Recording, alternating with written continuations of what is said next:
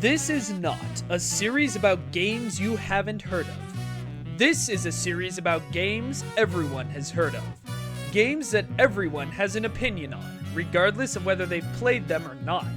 Games whose actual qualities have been buried in a narrative, whether good or bad. Games that everyone always makes the exact same comments about. Games that are in desperate need of a second opinion. Hello everybody, Dr. I. Coleman here with a PhD in Moshi Moshi Kawaii Desu. As you can see, I'm still in the progress of moving. In fact, I had to record this second opinion on the same day I recorded last week's second opinion, so that's been great, because by the time you're watching this, I'm probably stuck on a train with no Wi-Fi. Fortunately, we had a guest writer step in, Anthony Spivey, who previously did the Pokemon Gen 1 video, and he absolutely knocked it out of the park with this one. I think you're really gonna like it. So please enjoy Why You're All Wrong About Persona 4. Anthony writes, since the good doctor needed a break from giving his opinions on video games that you love, and Jay is still reeling from the backlash of that other M video, I've taken up the cause to give you the second opinion nobody was expecting, or wanting. And because I'm an unfeeling bastard, we are going to be discussing the many flaws in the stories and characters of one of the most beloved modern Japanese role-playing games, Persona 4. While Persona 4's gameplay and soundtrack are stellar no matter how you look at them, a closer look at the game's story and its effects on the teenage stereotype squad starts to show some cracks in the armor. To be fair, the premise, a game whose story spans an entire year of solving a series of mysterious paranormal murders, is absolutely inspired. Unfortunately, from the very beginning of the game, the story begins to veer away from supernatural heroism to take a sharp left at schoolboy bullshit boulevard instead. In the very first dungeon, after finding the first couple of other teenagers to join your crime-solving crew, more on them later, the game gives players a set amount of days until the next victim will be killed by shadow creatures. Instead of stressing just how important saving someone's life is, you know, like most people would do in that situation, the game in no uncertain terms tells you that making sure that people live is not really that important, and that you might as well save it until the next wave of game-ending fog drifts in. Really, Persona 4? Right away, the game strips away any sense of urgency its narrative could have had. It seems to be saying that it doesn't really care about its plot or who gets hurt over the course of it. And if the game doesn't care, why should you? That school idol that everyone loves is trapped in a strip house? That strong-looking badass got stuck in a bathhouse and all his evil thoughts are trying to slaughter him? Hey, forget it! Let's spend all our time shooting hoops with our bros and acting in a play with a girl with daddy issues. Pretty much every dungeon is like this. And even when you do end up saving the lives of those around you, your character has absolutely no interest in figuring out the villain behind all this after the first couple of hours. Sure, you may stake out a person of interest, but that quickly falls away for a school mountain trip and the absolutely necessary trope-alicious anime game beach trip. Some fans may try to claim that the game's lackadaisical approach to, murder is actually the point of the narrative, but I don't know how anyone can justify the jarring switch from talking about bodies hanging from telephone wires to actual hours of your generic anime friends whining about cooking problems. If you don't think that's the freaking definition of tonal whiplash, I just don't know what to tell you. Wait a minute, did I just use the word generic? Did I dare to suggest that the other main characters of Persona 4 are dull, overused tropes that are done much better in every other iteration of the Persona franchise? Do I hear the cries of those who cry out in fear of me not liking their precious meat-eaters and laughing maniacs? Yes, weeb scum. I'm coming for your waifus. Fans love to talk about how realistic the game's cast is, but that's a load of, if you'll pardon my French, hooey. For one major example, let's take a look at the meat-guzzling Chai Satonaka. Is that how you say that? I don't know these anime names. I couldn't finish Persona 4. It's boring.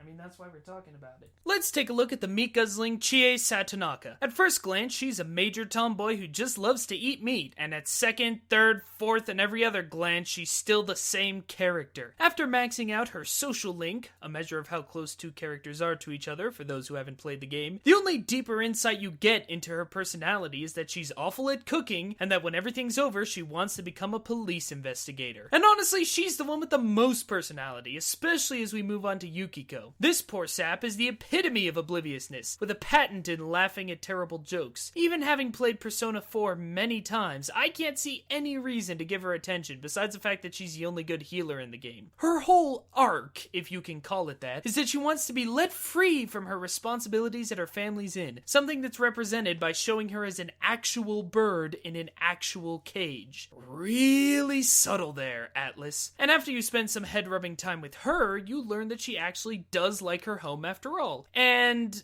that she can't cook. Really, Atlas? Not being able to cook is not a personality trait. At best, it's like a real-life stat deficiency. Rise fares slightly better, and no, I'm not just saying that because Dr. Coleman has an incriminating photo of me. Over the course of your interactions with her, you learn that she wants to regain her former status as an idol because she misses the chance to sing to her fans, and that she also can't cook. Was Persona 4 trying to combat the harmful stereotype that women belong in the kitchen by suggesting that no woman on Earth can actually cook? I swear, it's like the head writer's wife burned a pot roast once or something and he just can't let it go. I guess he decided that if he had to suffer, so did everyone else who played his shitty game. The males in Persona 4, yeah, remember that there are guys in the game, are just as bad. In the first hour of the game, Yusei Yosuke smashes nutsack into a telephone pole, and that pretty much sets the tone for his entire character. Apparently, that blow managed to do some serious brain damage, because he's supposed to be the quote-unquote cool guy, but his antics just come across as annoying. Even the game's other characters just ignore his antics, and not in a way that's interesting or humorous or suggests that he should be taken down a peg, but in a way that once again just feels like Persona 4 can't be bothered with its own plot. Still, as annoying as Yosuke is, at least he's bearable. What's not bearable is the character of Teddy, the worst video game mascot since Bubsy the Cat first farted his way onto our television screens. This insufferable taint of a bear gets on my nerves so goddamn hard that every time I see him, my only desire is to wring his fuzzy little neck. If I said I couldn't bear him, would you laugh? No? You think that bear puns aren't that funny? Well, then you're going to hate this game, because every second he's on the screen, he's either making an equally creatively bankrupt bear pun, or molesting somebody. Because perverts with absolutely no redeeming qualities make for endearing, lovable mascot characters, right guys? Everybody wants to see an adorable teddy bear constantly swiping at teenage girls' bouncy bits and constantly talking about getting lucky, right guys? Ted is the funniest movie of all time, right guys? I know Teddy's supposed to be the comic relief character, but the only time I felt relieved was when the annoying little turd wasn't on screen. I will give credit where credit's due. Both Kanji and Naoto are mostly well-written characters. Kanji's still a bit of a missed opportunity, as Japan apparently hasn't updated its idea of what gay people are like since the stereotypes of the 70s and 80s, but having him learn to embrace his feminine side was one of the lazy story's more well-developed aspects. That is until Yasuke shows his pretty boy hair and suggests he sleep in a different tent for fear of the gay getting to him. Naoto, too, is great as she learns more about how to be a girl, since she usually asks more masculine for her job as a real detective. If everyone was written as well as these two, I wouldn't have had nearly as big of an issue with Persona 4. And even as it is, I get it. Like I said, the battle mechanics and music are among the best in any RPG, and Persona 4 is still one of the best games on both the PS2 and the ever-content-starved Vita. But there's other RPGs with good mechanics and much better stories. In fact, two of them are called Persona 3 and Persona 5.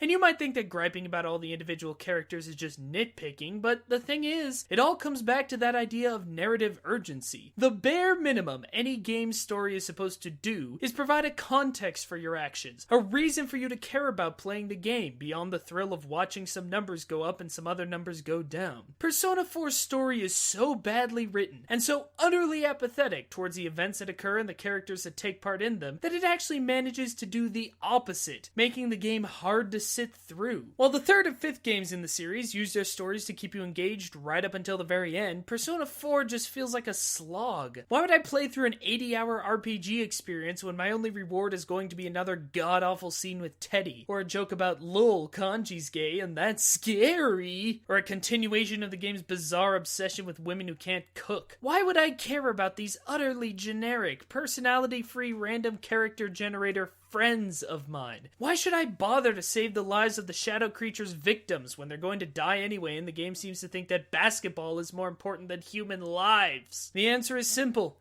I shouldn't. Persona 4 doesn't seem to think it's worth playing through, so who am I to disagree? No amount of catchy tunes can fix that. Oh my goodness! If these numbers were correct, then between this, the Half-Life 2-parter, and the fact that I said the Wii U was good, why, we've managed to piss off every single fan of video games! We did it, everybody! Everyone hates us! Woo! Persona 4 is bad, that's our professional opinion. Eat it! Thanks for watching this episode of Second Opinion, and thanks again to Anthony Spivey for writing it. If you have a game you think needs a second opinion, be sure to let me know in the comments, and there's a good chance your idea will be covered on the show. New episodes go up every Friday night. If you want to see more work from me and the rest of the talented Hey Poor Player team, be sure to subscribe, follow us on Twitter, or check out HeyPoorPlayer.com, where I do a lot of reviews. If you know someone you think would like the show, please tweet about it, or share it on Facebook, or just spread the word.